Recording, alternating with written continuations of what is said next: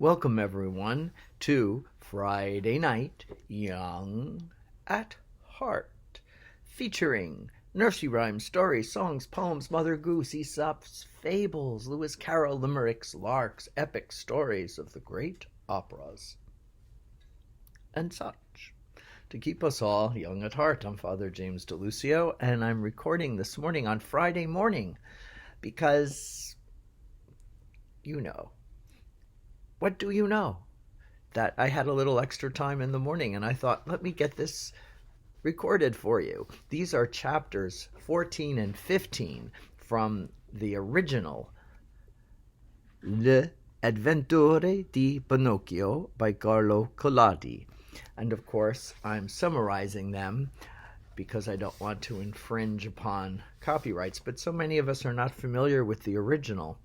I thought it would be a lot of fun to go chapter by chapter and summarize them for you. Again, this is 14 and 15, but I am going to take a moment and actually read one page. I think I can get away with one page, so you get a little sense of the style of writing. Now, this, of course, is in translation as well, but it's an authorized translation, so you'll still get a little bit sense of the writing here.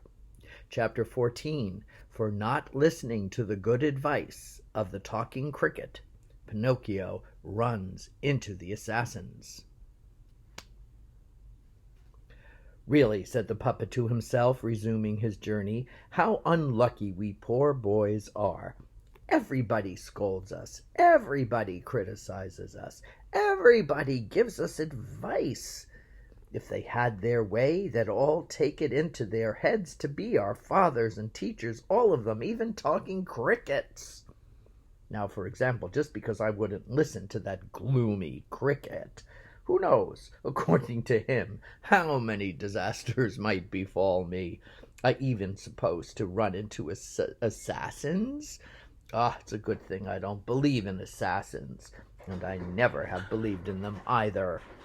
As far as I'm concerned, assassins were invented on purpose by fathers, just to frighten children who want to go out at night.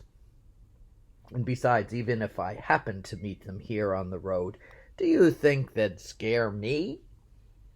Not in the least.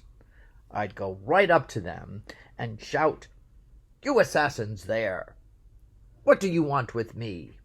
Take heed that I'm not to be trifled with. So go on your business and shush." I can just see those poor assassins rush off like the wind at such sharp talk from me. But if they happen to be so ill-mannered as to not to run off, then I'd run away. And that would be the end of that. But Pinocchio wasn't able to finish his discourse, because just then he thought he heard a slight rustling of leaves around him. He turned around to look, and there in the darkness he saw two horrid black shapes, all loosely wrapped in charcoal sacks. They were chasing after him in leaps, on tiptoe, like two ghosts. And there is the end of my reading, and I will continue now to summarize. These assassins chase him for miles and miles and miles. Finally, they reach up with him, and they push him to the ground, and a great wrestling match starts. And at one point, finally in desperation, Pinocchio, what does he do? He bites the hand of one of the assassins so hard, because he's got strong wooden teeth. It turns out to be a paw of some animal. A cat, perhaps.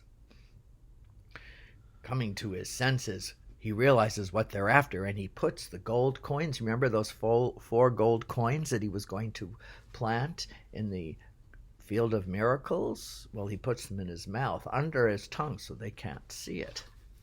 But, of course, they taunt him and tease him, but he's not going to open his mouth until they finally say, "We're going to kill you and your father."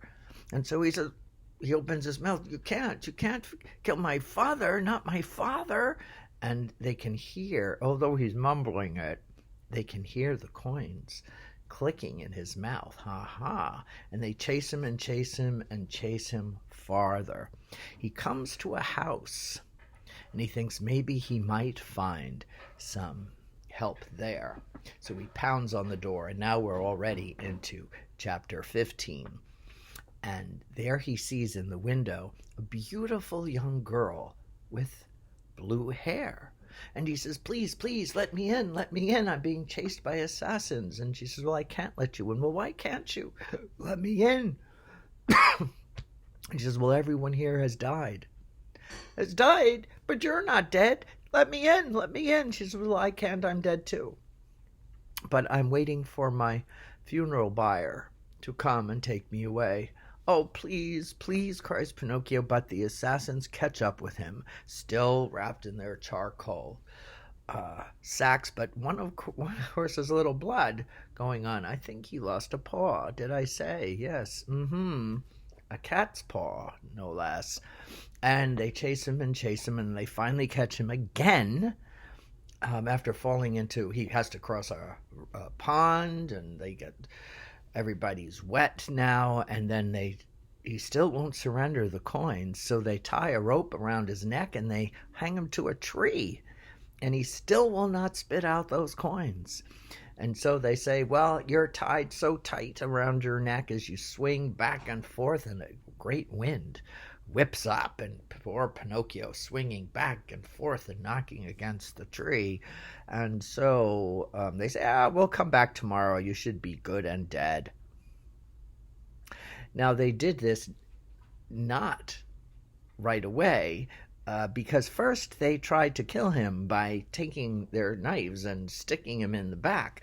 But he was made of such strong wood that the blades just broke right off the handles.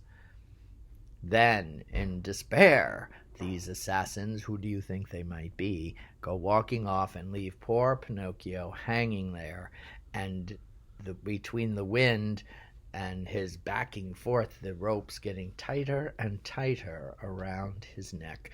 And there we leave you to ponder what will happen next to Pinocchio.